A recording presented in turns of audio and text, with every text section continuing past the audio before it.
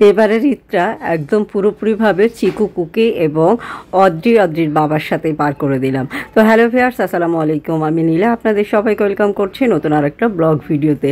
আর আজকের ব্লগ ভিডিওটাও একই রকম, প্রতিদিনের মতো কিছু কথা কিছু গল্প আপনাদের সাথে শেয়ার করি। কথাগুলো যদি ভালো লাগে বা গল্পগুলো যদি ভালো লাগে শেষ পর্যন্ত সাথে থাকবেন। তো আজকের গল্পটা ঠিক ওইভাবে ভিন্ন কিছু না। আজকে একদম পরিবারের সবার সাথে যেভাবে আজটা 2 দিন পার করছি বা যেভাবে টাইম এক্সপেন্ড করছি, তো এটা বেশ খারাপ লাগছে না, বেশ ভালোই লাগছে। এই যে অদ্রি, আমরা এখন অনেক রাত প্রায় 12টা বাজে। অদ্রি বসে আছে, এই যে চিকু খেলা করছে, কুকিও আছে বসে আর এক জায়গায় শুয়ে আছে। আর চিকু যেন মানে একদম প্রাণ ফিরে পাওয়া বলে না, প্রাণ ফিরে পেয়েছে, মনে হচ্ছে ও খুব উৎফুল্ল। আমি বাসায় থাকাতে, আমি অদ্রি সবাই বাসায় থাকাতে ও মনে হচ্ছে ও অনেক খুশি, এতটাই খুশি যে ওকে দেখলে একটু অন্যরকম ভালো লাগা কাজ করছে।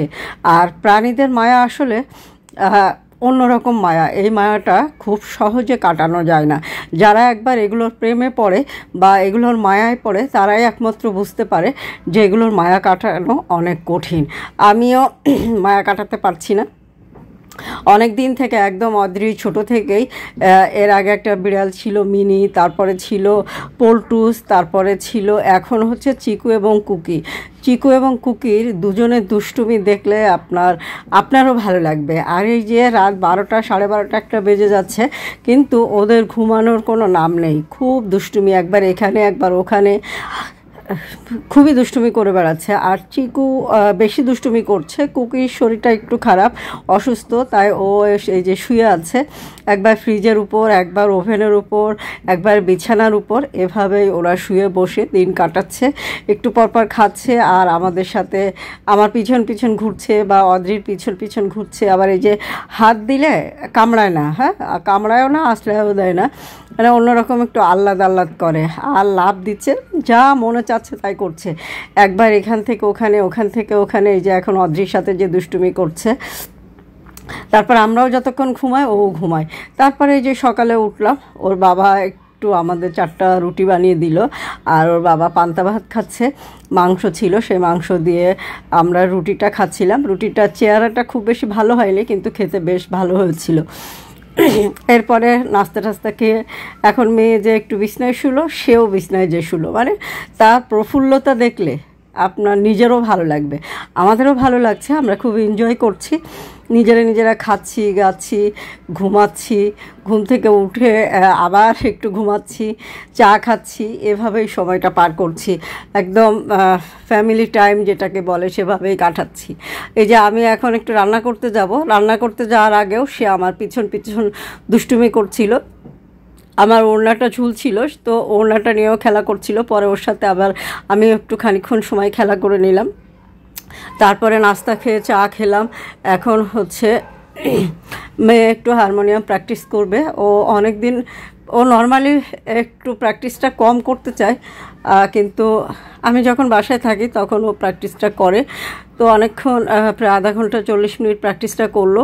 কিন্তু প্র্যাকটিস করার অবস্থায় চিকু অলরেডি দুষ্টুমি করেই যাচ্ছে। তো আপনাদেরও ভালো লাগছে না দেখে? আমার বিড়াল দুটো অনেক কিউট, অনেক অনেক ভালো আর কি।